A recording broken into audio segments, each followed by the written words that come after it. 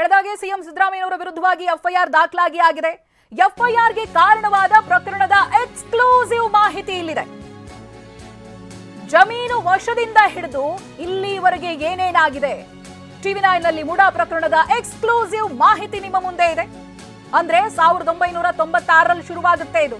ಅಲ್ಲಿಂದ 2023ರವರೆಗೆ ಏನೆಲ್ಲ ಆಯ್ತು, ಎಷ್ಟು ಜನ ಇದರಲ್ಲಿ ಇನ್ವಾಲ್ವ್ ಆದ್ರು, ಹೇಗೆ ಸಿದ್ದರಾಮಯ್ಯನವರು A1 ಆಗ್ತಾರೆ, ಅವರ ಪತ್ನಿ ಹಾಗೆ ಬಾಮೈದ A2 A3 ಹೇಗಾಗ್ತಾರೆ, ಇವೆಲ್ಲದರ ಎಕ್ಸ್ಕ್ಲೂಸಿವ್ ಮಾಹಿತಿ ಇದೆ. ಎಫ್ಐಆರ್ಗೆ ಕಾರಣವಾಗಿರುವಂತಹ ಎಕ್ಸ್ಕ್ಲೂಸಿವ್ ಮಾಹಿತಿಗಳು ನೋಡಿ.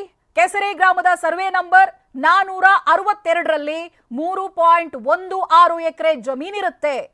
1992ರಲ್ಲಿ ಮುಡಾದಿಂದ ಜಮೀನನ್ನ ವಶಕ್ಕೆ ಪಡಿಸಿಕೊಳ್ತಾರೆ. ಆ ಪ್ರಕ್ರಿಯೆ ಆರಂಭ ಆಗುತ್ತೆ, ವಶಪಡಿಸಿಕೊಳ್ಳುವಂತಹ ಪ್ರಕ್ರಿಯೆ ಆರಂಭ ಆಗುತ್ತೆ.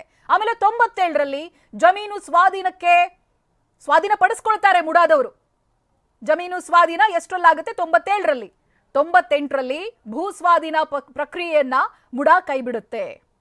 ಆಮೇಲೆ 2003ರಲ್ಲಿ ಮೂಲ ಖಾತೆದಾರನ ಹೆಸರಿಗೆ ಜಮೀನು ರಿಜಿಸ್ಟರ್ ಮಾಡಲಾಗುತ್ತೆ. 2004ರಲ್ಲಿ ಜಮೀನನ್ನ ಖರೀದಿ ಮಾಡ್ತಾರೆ ಮಲ್ಲಿಕಾರ್ಜುನ ಸ್ವಾಮಿ ಯಾರು? ಸಿದ್ದರಾಮಯ್ಯನವರ ಬಾಮೈದ. ಅವರು ಪರ್ಚೇಸ್ ಮಾಡಿದ್ದು 2004ರಲ್ಲಿ. 2005ರಲ್ಲಿ ಕೃಷಿ ಭೂಮಿಯಿಂದ ವಸತಿ ಉದ್ದೇಶಕ್ಕೆ ಭೂ ಪರಿವರ್ತನೆಯಾಗುತ್ತೆ. ಕೃಷಿ ಭೂಮಿಯಾಗಿತ್ತು, ಆ ನಂತರ ಅದು ವಸತಿ ಉದ್ದೇಶಕ್ಕಾಗಿ ಪರಿವರ್ತನೆ ಆಗುತ್ತೆ. 2010ರಲ್ಲಿ ಮಲ್ಲಿಕಾರ್ಜುನ ಸ್ವಾಮಿಯಿಂದ ಪಾರ್ವತಿಗೆ ಜಮೀನು ದಾನ ಅಂದ್ರೆ ಗಿಫ್ಟ್ ರೀತಿಯಾಗಿ ಕೊಡ್ತಾರೆ ಅವರು. 2014ರಲ್ಲಿ ನಮ್ಮ ಜಮೀನು ಬಳಕೆ ಅಂತ ಮುಡಾಗೆ ಪಾರ್ವತಿ ಅವರು ದೂರನ್ನ ಕೊಡ್ತಾರೆ.